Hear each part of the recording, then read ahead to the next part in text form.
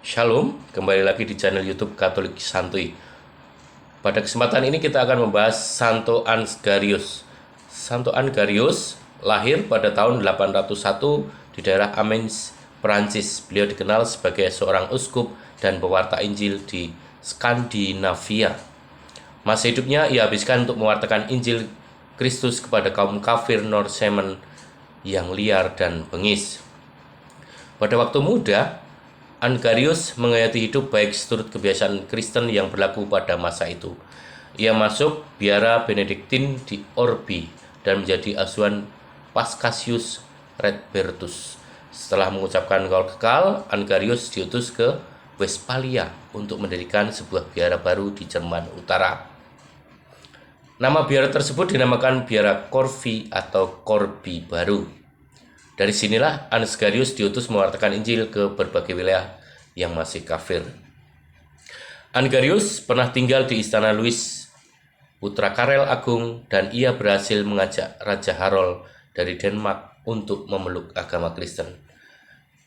Ajakan ini ternyata disambut baik oleh Harold dan Ansgarius diundang oleh Harold untuk memulai karya misi di antara kaum Danes yang masih kafir pada saat itu. Di Denmark, Ansgarius mewartakan Injil dan berhasil mendirikan sebuah sekolah.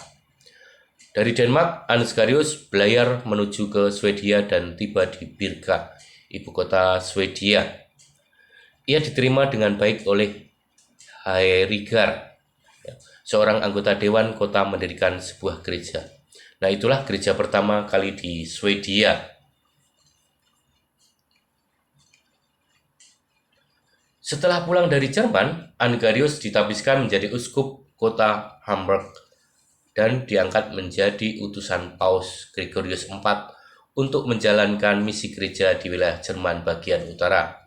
Ansgarius dalam tugasnya mengalami kesulitan dan hambatan, yaitu dari kaum Norsemen yang kembali kepada praktek kekafiran, yaitu menyembah dewa Odin dan Thor. Walaupun demikian, Ansgarius tetap teguh dalam mewartakan Injil. Ia juga mendirikan gereja di Swedia dan menempatkan imam di sana untuk pelayanan penggembalaan umat. Ansgarius merupakan perintis pewarta Injil suku bangsa Skandinavia, Swedia, dan Denmark. Ia membuka jalan bagi para misionaris pada waktu itu seperti Santo Sigfridus yang membawa orang-orang ke dalam kekristenan pada abad ke-11. Santo Ansgarius dikenal karena kesabaran, keikhlasan, dan kesetiaan kepada Tuhan.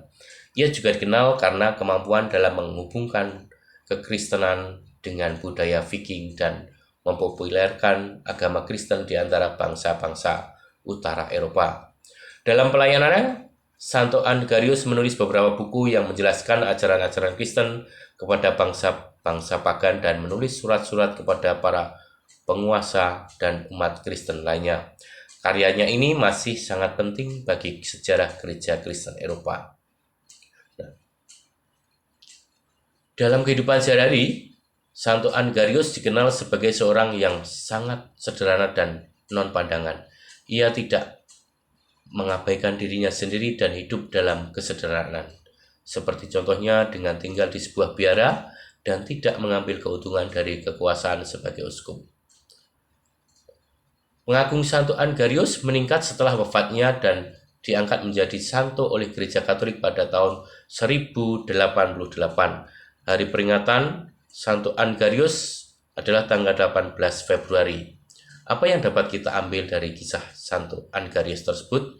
Pertama, Santo Ansgarius menunjukkan kesabaran dan keikhlasan dalam menghadapi tantangan-tantangan dan hambatan dalam misi pastoralnya. Nah, kesabaran dan keikhlasan ini dapat menjadi contoh bagi kita dalam menghadapi kesulitan-kesulitan dalam kehidupan sehari-hari. Santo Ansgarius berhasil menghubungkan Kristen dengan budaya Viking dan mempopulerkan agama Kristen di antara bangsa-bangsa utara Eropa. Nah, hal ini menunjukkan pentingnya toleransi, pengertian terhadap budaya lain, serta kesadaran akan nilai-nilai universal yang ada di antara umat manusia.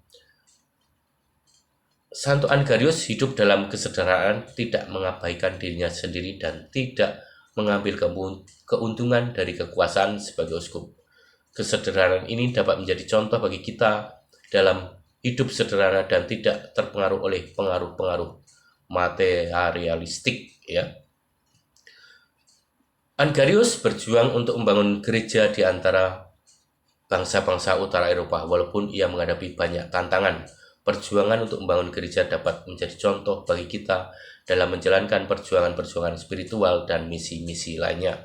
Dengan demikian, kisah Santo Angarius dapat menjadi inspirasi bagi kita dalam menjalankan kehidupan Kristen sehari-hari, serta meningkatkan kesadaran akan pentingnya kesabaran, keikhlasan, kesederhanaan, pengabdian untuk Tuhan, perjuangan untuk membangun gereja, dan penghargaan terhadap kesetiaan. Demikian pembahasan tentang Santo Angarius. Semoga dapat menjadi tambahan pemahaman iman kita di dalam Gereja Katolik, terutama Santo Santa. Tuhan Yesus memberkati. Berkah dalam